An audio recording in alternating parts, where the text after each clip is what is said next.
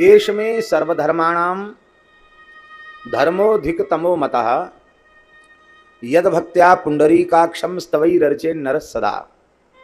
जितने भी धर्म कहे गए हैं उनमें सर्वश्रेष्ठ धर्म यही है कि भक्ति पूर्वक भगवान के नाम रूप गुण लीला का कीर्तन किया जाए, भगवान की स्तुति किया जाए। भगवान नामोच्चार से श्रेष्ठ कोई धर्म नहीं है। और किसी ने सविधि धर्माचरण किया है और श्री नाम का आश्रय नहीं लिया है तो उसका सविधि धर्माचरण भी, धर्मानुष्ठान भी सफल नहीं होगा, सार्थक नहीं होगा। न चाह कर भी कुछ न कुछ दोष रह जाएगा। इसीलिए अष्टम स्कंद में श्री शुक्राचार्य जी महाराज ने कहा, मंत्रतस्तंत्रतश्छिद्रम देश कालार्ह वस्तुतः सर्वं करोतु निश्चिद्रम नाम संकीर्तनम तव। मंत्र का दोष, त्वष्टा जैसे ऋषि के द्वारा भी मंत्र का दोष हो सकता है, तो हम लोग तो बहुत सामान्य अल्पज्ञ ही हैं। मंत्रो हीन स्वरतो वर्णतो वा मिथ्या प्रयुक्तो न तमर्थमाह सभाग वज्रो यजमानम हिनस्ति यथेन्द्र शत्रु स्वरतो पराघात। तो मंत्र का दोष, विधि का दोष, तंत्र का दोष, देश का दोष।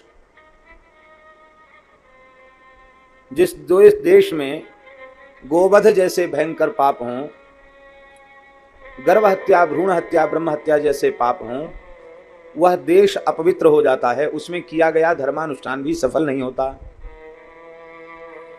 पहले जो लाभ सत्यनारायण व्रत कथा के माध्यम से लोग प्राप्त कर लेते थे, अब वही लाभ बड़े बड़े यज्ञ, बड़े बड़े अनुष्ठान करा के भी प्राप्त नहीं कर पा रहे हैं। कारण यही है कि धरती गोवध के भयंकर पाप से लिप्त हो रही है।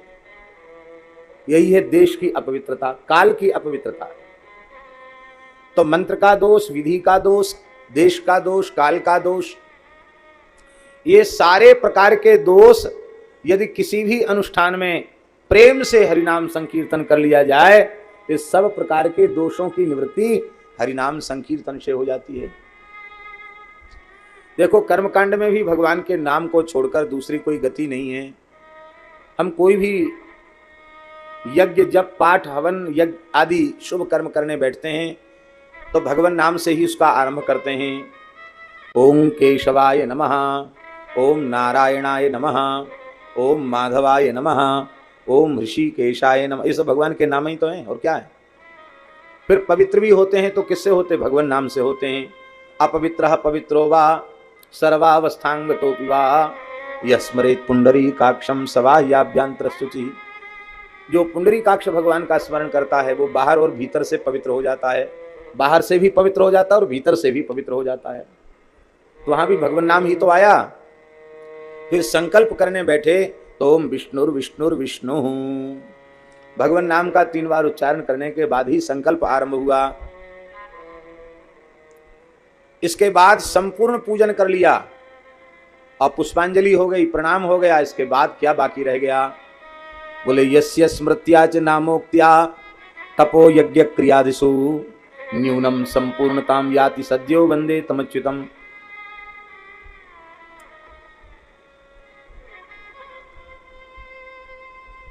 सद्यः उन भगवान अच्युत के चरणों में हम प्रणाम करते हैं जिनके स्मरण से, जिनके नाम के उच्चारण से तप, यज्ञ आदि क्रियाओं के संपूर्ण प्रकार के दोष, संपूर्ण प्रकार की निवृत्ता समाप्त होकर वह कार्य पूर्ण होता है, वह साधन पूर्ण होता है। ऐसे अच्युत भगवान के चरणों में हम प्रणाम करते हैं। और इसके बाद वैदिक लोग भी कहते हैं ओम विष्णवे नमः, ओम विष्णवे नमः, ओम विष्णवे नमः। मानो कम से कम 3 बार भगवान नाम उच्चारण करते हैं।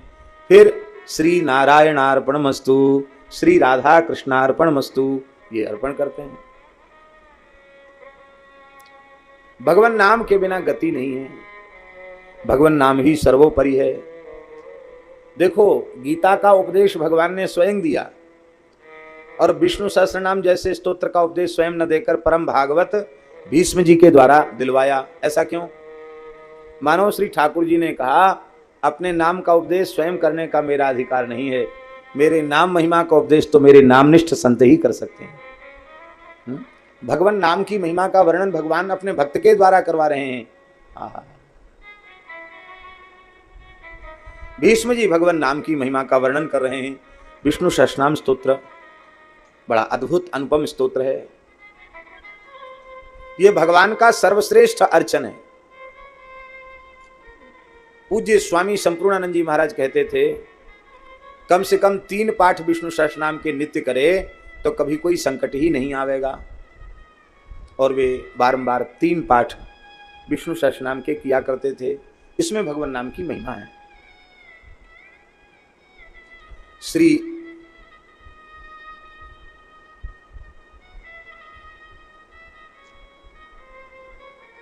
महाराज जी का भाव, इतनी महिमा है विष्णु सहस्त्रनाम की और हम संस्कृत पढ़े नहीं हैं, और इच्छा है कि हमें फल तो मिले कम से कम। तो महाराज जी कहते थे कि पूरा विष्णु सहस्त्रनाम में सभी नाम कंठस्थ नहीं हो सकते तो चिंता मत करो, 4 अक्षर का नाम उच्चारण कर लो, नारायण। तो एक बार नारायण नाम का उच्चारण कर लेने से भी विष्णु सहस्त्रनाम के पारायण का पुण्य मिल जाएगा। अब कोई और भारी आलसी हो, वो कहे कि ये तो बहुत लंबा चौड़ा नाम है, नारायण, इतना लंबा कैसे बोलेंगे? बोले कोई बात नहीं, 3 अक्षर का नाम ले लो तो भी बात बन जाएगी, गोविंद।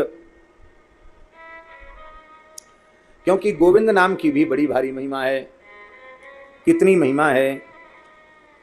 महाराज जी पद्म पुराण में लिखा है,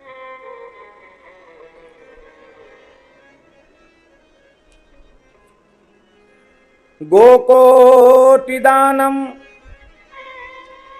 ग्रहणे सुकासी, 1 करोड़ गायों का दान चंद्र ग्रहण के अवसर पर काशी में जाकर करते हैं। गोकोटिदानम ग्रहणे सुकाशी, माघे प्रयागे यदि कल्पवासी। प्रयाग मास में, माघ मास में प्रयाग में जाकर कल्पवास करते हैं। यज्ञायुतम मेरु सुवर्ण दानम, 10,000 अश्वमेध यज्ञ करते हैं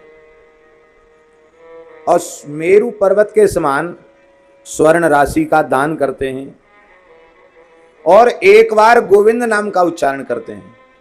तो गोविंद नामना न भवेच्च तुल्यम, गोविंद नाम की तुलना नहीं कर सकते, क्योंकि ये नाम भगवान की आराध्या पूज्या सुरभि गौ माता के द्वारा रखा गया नाम है, भगवान को बहुत प्रिय है।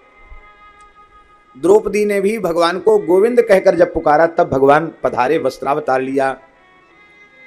भगवान के श्रीमुख का वचन है, यद गोविंदेति चुक्रोश कृष्णामां दूरवासिनम, ऋण में तत्प्रवृद्धम में हृदयान्नाप सरपति।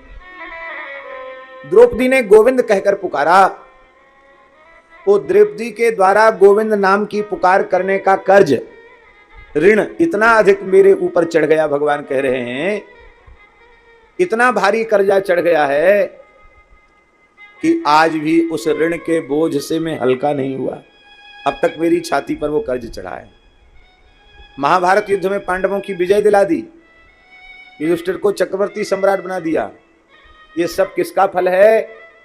द्रौपदी के द्वारा गोविंद नाम के उच्चारण का फल है। फिर भी ठाकुर जी कहते इतना करने के बाद भी मैं अभी कर्ज से मुक्त नहीं हुआ हूं। इतना प्रेम है उनको गोविंद नाम से, इसलिए अष्टादशाक्षर गोपाल मंत्र में भी गोविंद नाम आया है। बीजाक्षर के बाद कृष्ण शब्द से चतुर्थी का एक वचन,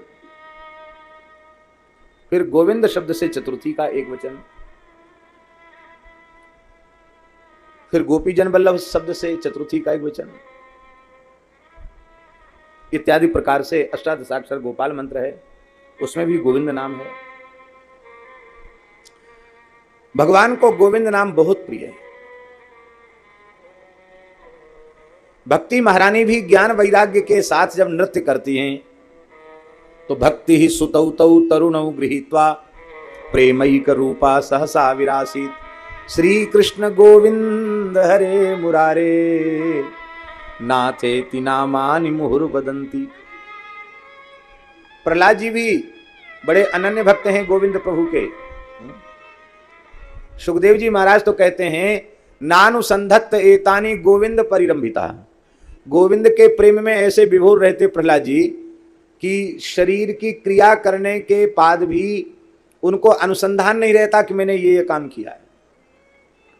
वे चलते फिरते हंसते रोते खेलते खाते पीते सूंघते हुए भी वो उन क्रियाओं से असंपृक्त रहते हैं। ऐसा उनका भाव क्यों? बोले गोविंद परिरंभिता। उनको लगता है कि गोविंद भगवान ने हमें अपनी भुजाओं में भर रखा है। गोविंद नाम की बड़ी महिमा है। पर कोई कहे कि गोविंद नाम में 3 अक्षर हैं, संयुक्ताक्षर भी है, और लृतुलसा नाम दंताहा, ठीक से दांत न हो मुंह में तो उच्चारण ठीक होता नहीं। तो गोविंद गोविंद गोविंद गोविंद भी जल्दी जल्दी कोई नहीं कर पावेगा। और सरल उपाय बताओ जिसमें दांत न हो तो भी काम चल जाए, बालक से लेके बूढ़ा बोल सके। तब उसका उपाय शंकर जी ने बता दिया। राम रामेति रामेति रमे रामे मनोरमे सहस्रनाम तत्तुल्यम राम नाम वरानने। सहस नाम सम सुनी शिव बानी जप जे पिय संग भवानी। सहस नाम सम सुनि शिव बानी जप जे पिय संग भवानी। इसलिए जिस पे कुछ भी न बने और एक बार राम नाम का उच्चारण कर ले, इतनी महिमा है। अब बालक से लेके वृद्ध तक, क्योंकि रकार में, राम में जो रकार है उसका उच्चारण स्थान मूर्धा है और मकार का उच्चारण स्थान ओष्ठ है। उपपधमानिया नाम ओष्ठौ। तो भैया ये मूर्धा, तरुआ, तालु और होठ, ये तो बच्चे से लेके बूढ़े तक रहते, दांत होए तो न होए तो। इसलिए राम नाम बहुत सरल है। भगवान नाम में भेद नहीं है, भगवान में भेद नहीं, भगवान के नामों में भेद नहीं, पर उच्चारण की दृष्टि से राम नाम में सहजता सरलता ज्यादा है। बहुत जल्दी उच्चारण किया जा सकता है। राम राम राम राम राम राम।